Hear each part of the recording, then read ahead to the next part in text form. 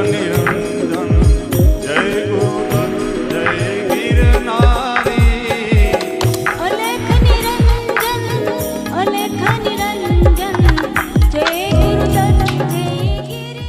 नमस्कार मित्रों, मैं एस्ट्रो वास्तु रिसर्चर हस्तरेखा एडर से संजीव। आज की हमारी चर्चा के इस विषय वास्तुशास्त्र में मुख्य प्रवेश द्वार, जो घर का प्रवेश द्वार होता है वह पश्चिम दिशा में हो और उसमें क्या संशोधन किए जाएं या क्या उपाय किए जाएं जिससे कि वास्तु दोष का निवारण हो सके। वास्तुशास्त्र से उत्तम घर निर्माण हेतु मुख्य प्रवेश द्वार में कैसे परिवर्तन कर या क्या संशोधन करें या क्या परिवर्तन करें या क्या बदलाव करें या क्या अचूक उपाय करें जिससे कि हमारा वास्तु सिद्ध वास्तु, श्रेष्ठ वास्तु, उत्तम वास्तु, लाभप्रद वास्तु, भविष्यवर्धक वास्तु, उन्नत वास्तु, संपूर्ण वास्तु, वास्तु उपाय परिपूर्ण वास्तु संशोधन पश्चात श्रेष्ठ वास्तु की श्रेणी में रखा जा सके और हमारे जो दोष हैं उनका अचूक उपाय हो सके।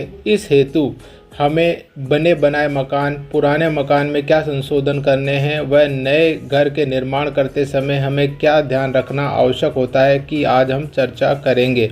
यहाँ पर मैं एक तथ्य आपको और स्पष्ट कर देना चाह रहा हूँ कि हमने प्रत्येक दिशा के अनुसार श्रेष्ठ वास्तु द्वार व प्रवेश द्वार या प्रकाश द्वार पर आपको विस्तृत वीडियो में बताया है, जहाँ पर आप वहाँ जाकर जान सकते हैं। अब पहले हम मुख्य प्रवेश द्वार के बारे में जान लेते हैं।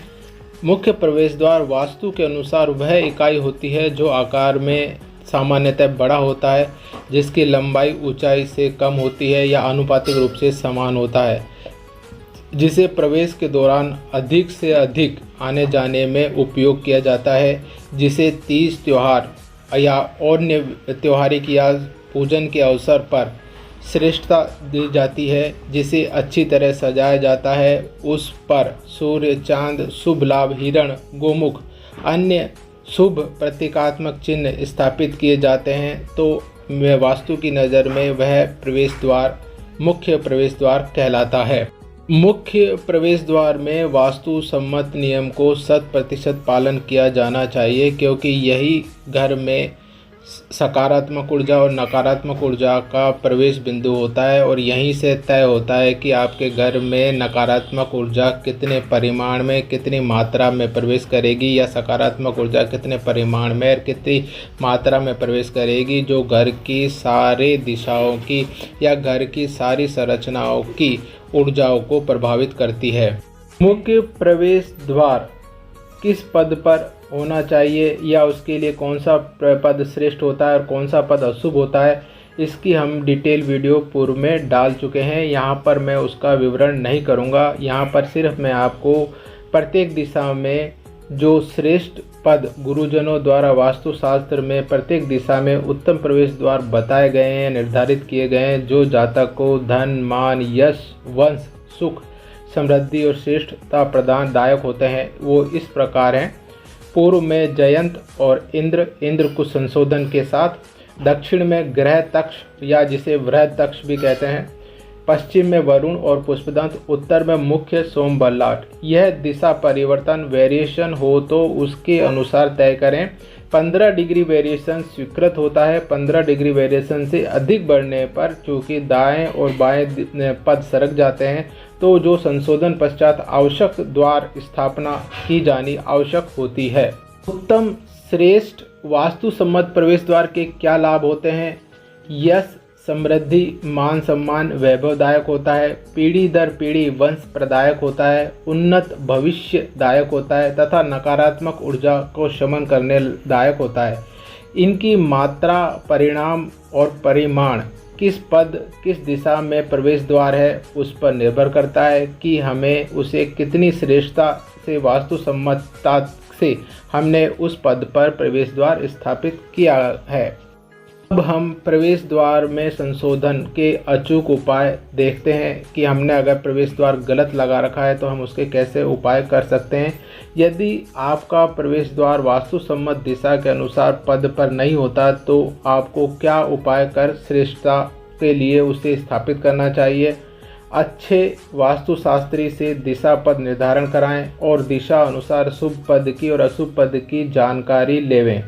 दिशा में निर्धारित शुभ पद पर ही प्रवेश द्वार स्थापित करें। गलत पद पर स्थापित होने पर दिशा के अनुसार शुभ पद पर छोटा प्रवेश द्वार, प्रकाश द्वार, रोशन द्वार निर्माण कर उसकी सिद्धता या श्रेष्ठता या उसका उपाय करना सुनिश्चित करें, जिससे कि आपके प्रवेश द्वार दोष का निवारण किया जा सके।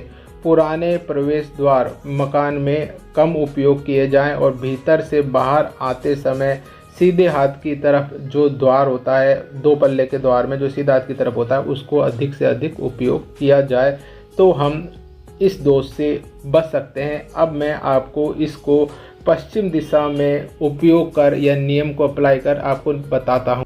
हम पश्चिम दिशा में इसका उपयोग करेंगे और हम ये जानेंगे कि पश्चिम दिशा में कैसे वास्तु संशोधन कर हम उस दिशा में श्रेष्ठ प्रवेश द्वार का स्थापना कर सकते हैं। पश्चिम दिशा में 9 पद उत्तर से लेकर दक्षिण की ओर होते हैं, जो क्रमशः रोग, पाप, यक्ष्मा, शोष, असुर, वरुण, पुष्पदंत, सुग्रीव, द्वारिक और पितर, ये 9 पद होते हैं, जिनमें से 2 ही शुभ पद वरुण और पुष्पदंत निर्धारित किए गए हैं। बाकी शेष पद अशुभ पद निर्धारित किए गए हैं, जिनका मैंने संपूर्ण विस्तृत विवरण आपको पूर्व में वीडियो में कर दिया है।